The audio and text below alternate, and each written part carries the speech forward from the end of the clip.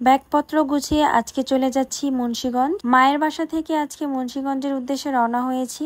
চরকিশোরগঞ্জের ঘাটে এত সুন্দর সুন্দর রেস্টুরেন্ট আর পার্ক পেয়ে গেলাম। দিনটি যেহেতু শুক্রবার ছিল, তো ওই দিন পার্ক খোলা ছিল, তো আমার ছেলে তো কিছুতেই ছাড়ছিল না। ওকে নিয়ে কতক্ষণ পার্কে ঘোরাঘুরি করলাম, আর ফাইনাল আমার অনেক দিনের ইচ্ছে ছিল আমি এই রেস্টুরেন্টটিতে একবার হলেও আসবো। যাই হোক, ফাইনালি আজকে সময় সুযোগ হয়ে গিয়েছিল, তারপরই তো চলে গিয়েছিলাম রেস্টুরেন্টে ঘুরে ফিরে, তারপর হচ্ছে বাসায় রওনা হয়েছি। এই চরকিশোরগঞ্জ ঘাট কিন্তু হচ্ছে সোনারগাঁও নারায়ণগঞ্জে পড়েছে। আসসালামু আলাইকুম, ওয়েলকাম করছি নতুন আরেকটি ভিডিওতে। ঘুম থেকে উঠেই হচ্ছে কাজে লেগে পড়েছি। আজকে আমি চলে যাব, যার কারণে মামাকে সাথে করে নিয়ে সুন্দরভাবে ঘরটা মুছে দিয়ে তারপর যাব। আর এই তো আমার নানু ঘরে কয়েকটা ছবি ছিল, ছবিগুলো দেখতেছিল।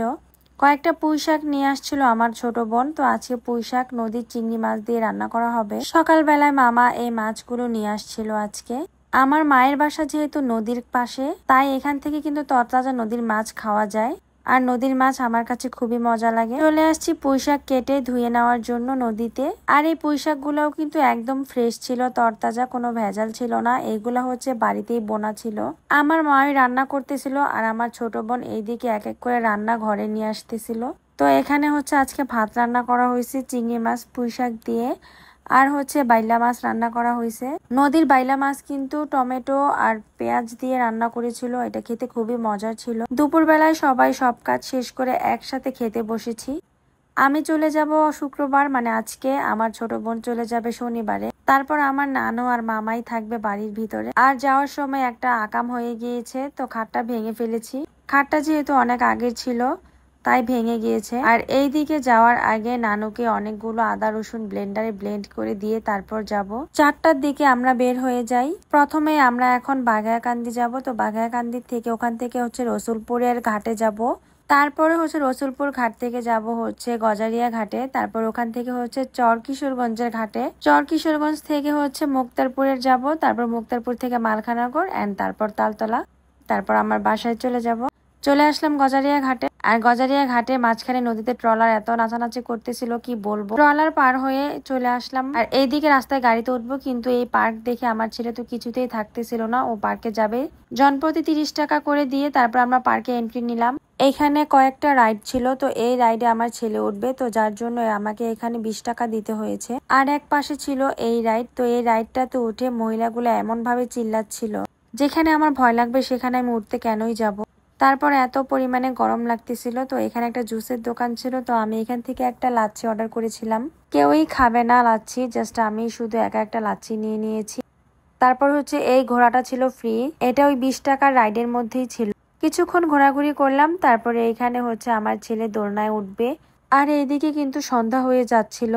হঠাৎ মনে হলো কেননা আমি এর সাথে যে চরকিশোরগঞ্জের ঘাটের যেই ভাইরাল রেস্টুরেন্ট গুলো দেখেছি সেখানে যাই। আমার তো এমনিতেও লেট হয়েছে, তো একটু লেট করে যাই, যে ভাবা সেই কাজ। এবার আমরা চলে যাচ্ছি। আর লোকগুলা বাচ্চাদের রাইডে উঠে এভাবে দৌড়াচ্ছিল, আমার আসলেই হাসি পাচ্ছিল। আর এইখানে হচ্ছে একসাথে 4 থেকে 5টা ক্যাফে আছে, এক একটা ডিজাইন এক এক রকম। তবে আমার কাছে রাতের ভিউটা খুবই সুন্দর লেগেছে, মানে সন্ধ্যাবেলার ভিউটা। এই তো দেখেন। আর এইদিকে আমার ছেলে আমাকে ভিডিওর জন্য ও আমাকে ব্ল্যাকমেল করতেছে। ও আমাকে বলতেছে যে তুমি যদি না খাও তাহলে তোমাকে আমি আর ভিডিও করে দিব না। এই তো দেখেন, জাস্ট সন্ধ্যা হয়েছে, এখনো মাগরিবের আজান দেয় নেই। ভিউটা এত সুন্দর ছিল, আর নদীর পাড়ে হওয়াতে এই রেস্টুরেন্ট গুলা কিন্তু খুবই বাতাস থাকে। স্পেশালি আমি চলে গিয়েছিলাম নিমন্ত্রণ ক্যাফেতে। এই ক্যাফেটা এত সুন্দর ডেকোরেশন ছিল, যেহেতু আমার আর অন্য রেস্টুরেন্টে যাওয়া হয়নি, তাই আর আমি অন্যটার সাথে কম্পেয়ার করলাম না। একসাথে 3 থেকে 4টা ক্যাফে আছে। যাই হোক, এবার আপনাদেরকে বলি, মুন্সিগঞ্জ, সোনারগাঁও বা নারায়ণগঞ্জ, চরকিশোরগঞ্জ কে কোন জায়গা থেকে ভিডিওটি দেখছেন অবশ্যই কমেন্টস করবেন। আর আমার তো এই জায়গাটা থেকে যেতে ইচ্ছেই করতেছিল না। আমি যদি একবারই থেকে যেতে পারতাম। এই জায়গাটা আমার কাছে খুবই ভালো লাগছে। আমি আজকে কিছুই খাবো না, কারণ হচ্ছে আমার কাছে আজকে টাকা নাই। আমি আজকে গরিব ছিলাম গাইস, যার কারণে ঘোরাফেরা করে চলে গিয়েছিলাম। ছেলেকেও কিছু খাওয়াইনি। দেখেন, আস্তে আস্তে রাত হচ্ছে, আর আস্তে আস্তে ভিউটা কিন্তু খুবই সুন্দর লাগতেছিল, জোস। এবার হচ্ছে আমাকে বাড়ি যেতে হবে। আজকের ভিডিওটি এ পর্যন্ত। ভিডিওটি ভালো লাগলে অবশ্যই লাইক, কমেন্ট, শেয়ার করে দিবেন। বাই, আল্লাহ হাফেজ।